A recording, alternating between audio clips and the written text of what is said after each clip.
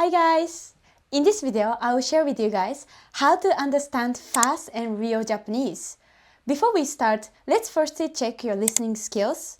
So I will play a video clip from the series Terrace House and see how much you can understand. 夕飯どうしようか。昼食った？夕飯どうしようか。昼食った？ Okay, how was it? In case you missed it, we can listen one more time. 夕飯どうしようか。昼食った？ Okay, that was pretty hard, right? I believe even advanced learners might struggle to catch everything. But let's firstly look at the script.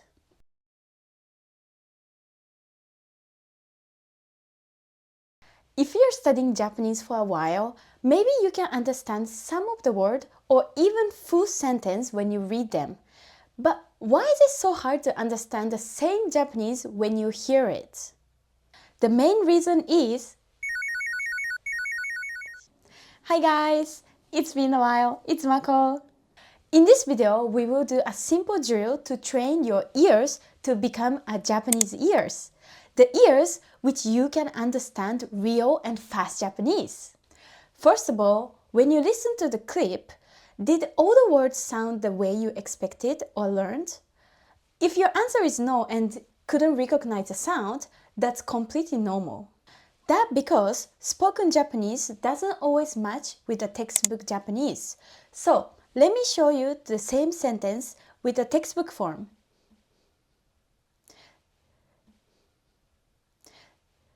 So this looks familiar, right? So what's the problem when listening feels so difficult? The main reason is that most people learn the pronunciation of individual words, but not how those words sound in full sentence. When native speakers talk, we don't really pronounce every word carefully. Some sounds get shorter, weaker, or the word itself changes completely. These are the changes in spoken Japanese which include grammar, pronunciation, or even the word choice. And if you learn the patterns behind these changes, you'll be able to understand native speakers by structure and rules. So today I will share with you guys 4 common changes that happens in spoken Japanese and the basic rules behind them. The first change in spoken Japanese is the usage of long vowels known as choon. A vowel is the basic voice sound of a, I, U, E, O in Japanese. When one vowel is held longer, it's called choon, long vowel. In the clip, the dinner is not pronounced as yu, ha, n. It's pronounced more like yu, han. In this case, the vowel in yu, which is u, is being extended. But the written u is not pronounced as a separate sound. As you can hear in the natural Japanese, natives often stretch one vowel sound instead of pronouncing 2 vowels separately. Now there's another long vowel in the next phrase. What should we do? We don't pronounce as do u shi yo u. We pronounce more like do shi yo. This time the vowel in do, which is o, is being extended, and the written u is not pronounced as a separate sound. This pattern has a specific name in Japanese called o-row long vowel. I could finally say it. In Japanese, o sound is often stretched by adding u in writing, but in the speech, we don't pronounce as o-u. We just hold the o sounds longer and say o. For example, the high school is not pronounced as ko-u. We say ko-ko.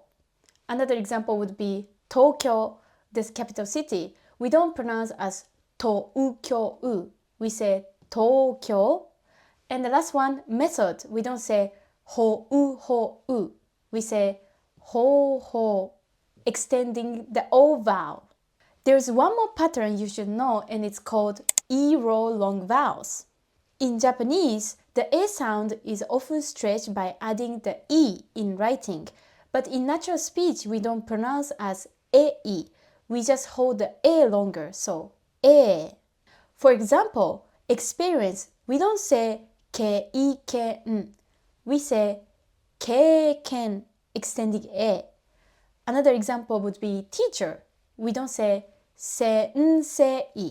We say 先生. The final example would be clock or watch is not 時計. We say 時計, extending the a sound. Now let's move on to the second change. But before we move on, let's look at the script again. Have you noticed there is no particles in this sentence? In spoken Japanese, particles are often omitted in the conversation. When the particle disappears, the sentence sounds more connected and faster, instead of being separated word by word. And this is called the second change, particle omission. Before I explain the rules of particle omissions, it's a disclaimer that particle omissions happens only in conversations. So in writing or formal speech, particles should be included. Now, let me explain why particles can be omitted. The main reason is the Japanese sentence structure. In many cases, the role of each word can be understood from the word order alone, even without the particles. The basic sentence pattern is subject, object, and a verb. For example, 私は寿司が好きです. This follows exact SOV structure. Because Japanese follow this SOV structure, in simple sentence, native speakers can understand the meaning of the sentence without the particles. In the video clip, the particle wa and then wo are omitted. So if I change this to textbook Japanese, it would be 夕飯はどうしよっか? 昼を食った? Because these particles are missing, there are fewer breaks in the sentence. As a result, the words flow together, and then when the native speaker talks, it sounds more connected and then faster. Now, let me explain which particles are commonly omitted in the conversation. First particle is o, ha, ga. Because these particles often mark the subject or the object, that kind of information is usually clear from the context. That's why natives often drop them in the casual conversation. For example, instead of saying 今何をしてるの? What are you doing now? We say 今何してるの? The other example would be バスが来たよ. The bus has just came. We say バス来たよ. In this way, the conversation flows more together and sounds more natural. The second particle you can omit is ni or he, which indicate the direction or the destination. For example, in textbook it's written 家に帰る, I'm going home. We say 家帰る. The other example would be どこへ行く? Where should we go? We say どこ行く? Since many learners learn Japanese with full particles, it can get sometimes hard to get used to the sentence without them. So I highly suggest focusing on sentence chunks rather than individual words. For example, don't break down word by word like どこに行くの? Instead, you can try to hear as a chunk どこ行くの? So it flows naturally. Now, let me demonstrate how natives actually sound in daily conversation. Try listening to this sentence as one chunk of meaning. 明日何する? あ、海行きたい. マコ車出してよ. あ、今車壊れてる. So, did you get it? In this way, when your brain starts to hear the sentence as a one unit, the missing particles won't bother you so much. And even if the particle disappears, you can still pay attention to the word functions like noun, adjective, or verbs. This is basically what I focus on during my 101 Japanese lesson. In my class, we work on grammar and word functions so that the student can naturally build their own sentence. And I support my students by providing studying tips, materials, and explanations. If that is something you're looking for, you can contact me through my email here and try my Japanese 101 lesson. Now, let's move on to the next sound change, and it's all about adding the snap to your Japanese sentence, and it's known as small tsu called sokuon. You can see this small tsu and the snap sound in the script. 夕飯どうしよっか. In everyday Japanese, people sometimes drop this small tsu to keep the rhythm smooth. Adding this small tsu makes the sentence more emphasis or the casual feelings, but the meaning of the sentence will not change.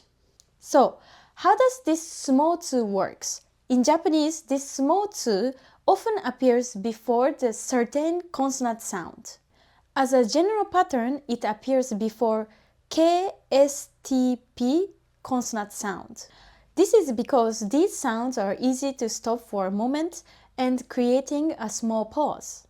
For example, 温かい warm, and you want to emphasize the word, you can say あったかい. And other example would be とても very, you can say とっても. So if you combine these two words, you can say とってもあったかい to give the feeling to the sentence. And then last one is 洗濯機. We change to 洗濯機. This is because in this way it's more easy to pronounce, so we put the small tsu in it. Now, let's move on to the last change. And this time it will completely change the word itself. And it's called slang. The slang you can hear in the script is 昼食った 食う. Normally, to eat is 食べる, but here the speaker uses 食う to give more rougher and casual impressions. So, 昼食った? Have you had your lunch? This type of form is usually used by younger speakers or mainly by men. The other example would be する to do changed to やる. 今から宿題やる. I'm gonna do my homework now. To give あげる changed to やる. So ゲームを貸してやる. I will lend my game. One important note that these slangs can sound rough or even rude depending on the situation.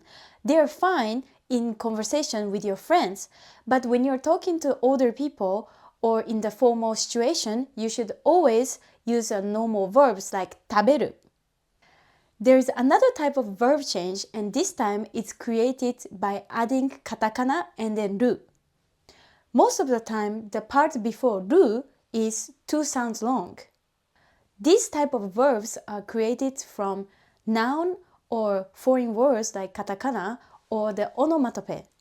Here are some examples of the common words. コピる. This comes from コピーする, to take a copy. For example, これコピってくれる? Can you copy this? The other word would be メモる, which comes from メモする, to take a memo. For example, you can say ちょっとメモるね. I will take a quick note. These kind of conversations can be heard between close colleagues or the friends. Let's look at the words from the onomatope. We have ビビる, which is to get scared. For example, you can say 音が大きくてビビった. The loud noise scared me. Or other example would be ググる, to Google. Like teenagers use 宿題の答えをググった. I googled my answers by Google. Now, let's listen to the clip one more time and see how many spoken patterns you can catch. 夕飯どうしようか昼食った？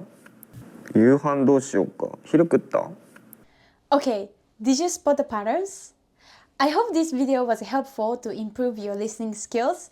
And if you find this kind of video helpful, please hit the subscribe and like button. So, see you guys in the next video. Bye!